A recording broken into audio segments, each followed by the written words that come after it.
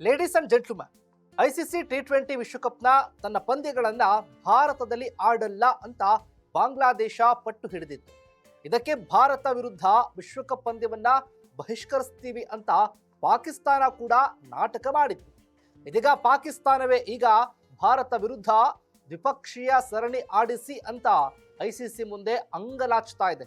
ಹೀಗಾಗಿ India versus Pakistan match fix ಆಗಿದ್ದು, Pak ICC ಎದುರು ಮಂಡಿಯೂರೋಕೆ ಕಾರಣ ಏನ್ ಗೊತ್ತಾ? ಎಸ್ ವೀಕ್ಷಕರೇ, ನೆಲ ಜಲ ಭಾಷೆಗಾಗಿ ಪ್ರಾಮಾಣಿಕ ಪತ್ರಿಕೋದ್ಯಮ, ನೀವು ನೋಡ್ತಾ ಇದ್ದೀರಾ ಫೋಕಸ್ ಟಿವಿ. ನಾನು ಶಿವು ರಾನರಾಪುರ.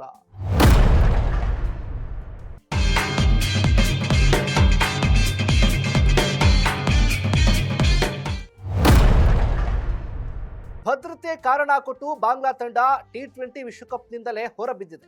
ಇದಾದ ಬಳಿಕ ಪಾಕ್ ಕೂಡ ಕಿರಿಕ್ ಮಾಡಿಕೊಂಡಿತ್ತು.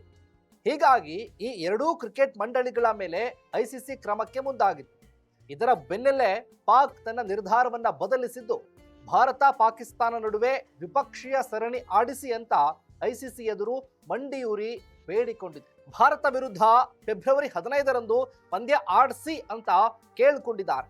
ಇದಕ್ಕೆ ಕಾರಣ ಹಣ ಅಂತ ಹೇಳಲಾಗ್ತಾ ಇದೆ.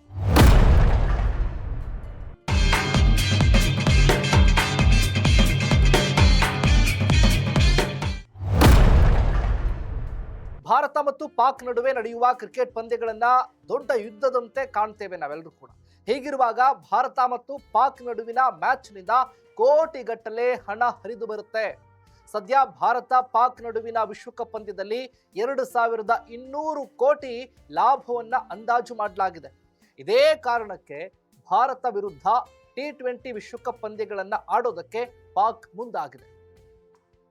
ಆದ್ರೆ ಐಸಿಸಿ ಮುಂದೆ ಪಾಕ್ ಇಟ್ಟ ಬೇಡಿಕೆಗಳನ್ನ ತಿರಸ್ಕರಿಸಿದೆ ಅನ್ನೋದು ಇಲ್ಲಿ ತಿಳಿದು ಬಂದಿರುವಂತ ವಿಚಾರ.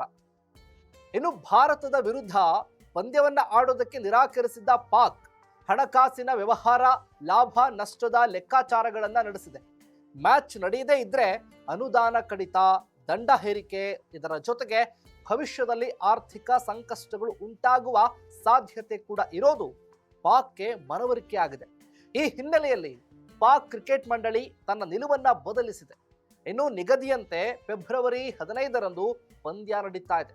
ಶಿವರಾತ್ರಿ ಹಬ್ಬದ ದಿನ ಶ್ರೀಲಂಕಾದ ಕೊಲಂಬೋದಲ್ಲಿ ಸಾಂಪ್ರದಾಯಿಕ ಬದ್ಧ ವೈರಿಗಳ ನಡುವೆ ಹೈ ವೋಲ್ಟೇಜ್ ಪಂದ್ಯ ನಡೆಯೋದು ಪಕ್ಕಾ ಆಗಿದೆ.